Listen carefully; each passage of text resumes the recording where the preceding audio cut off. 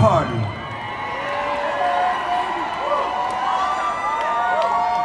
Let's go. That was good. That was good energy. Every face, every eye contact, I just made somebody was singing to somebody and they were mad at them.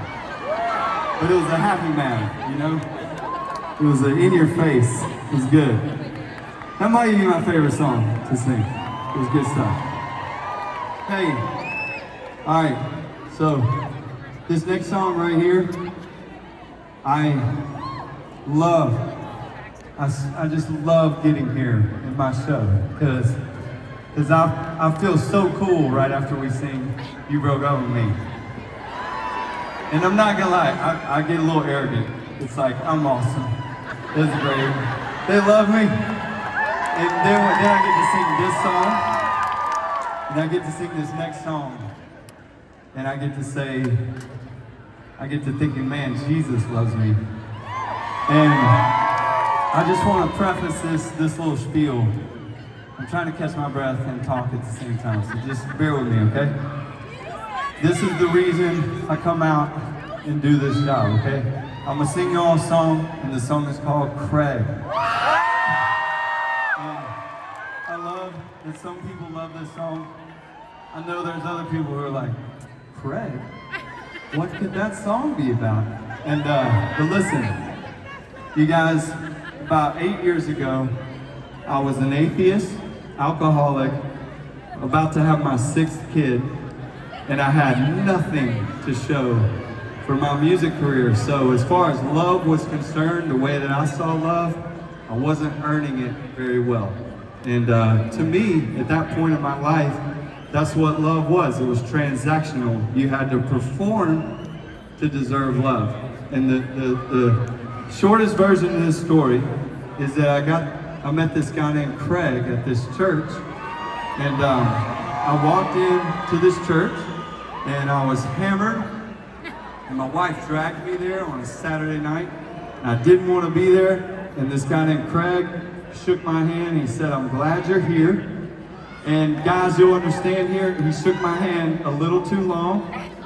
And he made eye contact way too long. And it got weird there for a second. And I gotta tell you, I didn't love Craig that much. I was like kind of annoyed. I was like, one of these greeter guys won't leave me alone. But you guys, over the next few years, this guy loved me and my family, him and his wife and his kids. They opened their lives up so much to ours that when I would drive home from a meal with these people, I would ask my wife, why do they love us so much? Because I just wasn't used to unconditional love. Long story short, I came to figure out that was Jesus through Craig loving on us. I encourage you, dive deeper into the story, okay? Craig and I wrote a book. It's called Glad You're Here. We were neighbors for a second. I literally moved right next door to this guy after I became a believer. And we also just got back from a trip to Rwanda. And I want to tell you about an organization that we support. But to all the unbelievers in the house, man, thank you for listening to that spiel that you probably didn't care about. And I love you so much. And to all the believers in the house, hey, let's love people so much that they just don't get it, you know? So let's do that together. Definitely something I need to preach to myself every day. Here's Craig, sing with me if you know it. Here we go.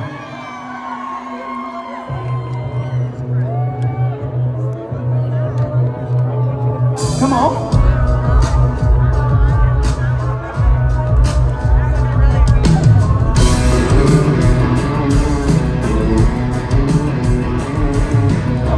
At a church called Redeeming Grace. It's like he understood my I don't want to be here face. I didn't bow my head and I smelled like beer, but he just shook my hand. He said, I'm glad you're here. He says, we'll all be judged, but he was never judgmental.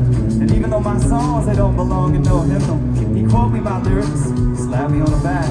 He said, man, you got a gift. How you write like that? Yeah, I know. He sounds cool, right? Not your typical kid from Sunday school, right? Still ain't figured out church yet. But Craig, I guess that now you can walk on water and turning down the valley red. But he just might be tight with a man.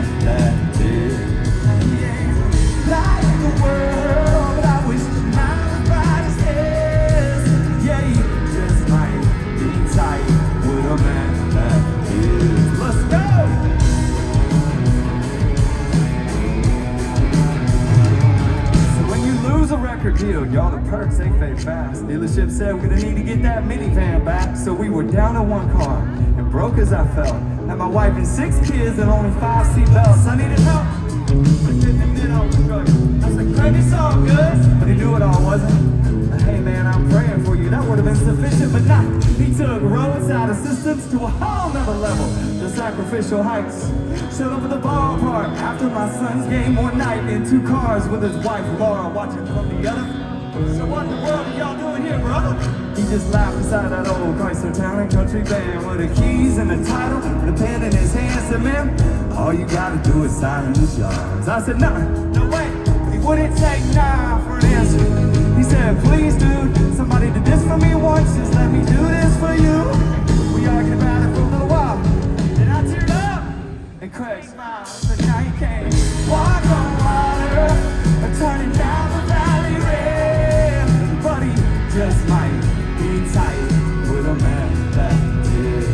He ain't the light of the world. I wish mine was by his head. Yeah, he just might be tight with a man that did.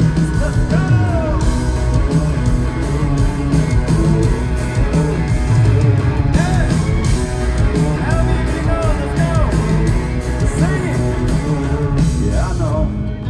Sounds cool, right? Not your typical kid from Sunday school, right? I still ain't figured out church yet. But Craig, I get it too. So night game, walk on water, I'm turning down the valley red. But he just might be tight with a man that did. He's the light of the world, but I wish mine was by his head. Yeah, he just might be tight with a man. Y'all, my pride, it was way too ashamed to be adequately grateful at the moment. But I signed that dotted line, and I drove the kids home. And when a cop pulled up beside us at the light, they didn't have to duck. This ain't to Craig, so they were all buckled up.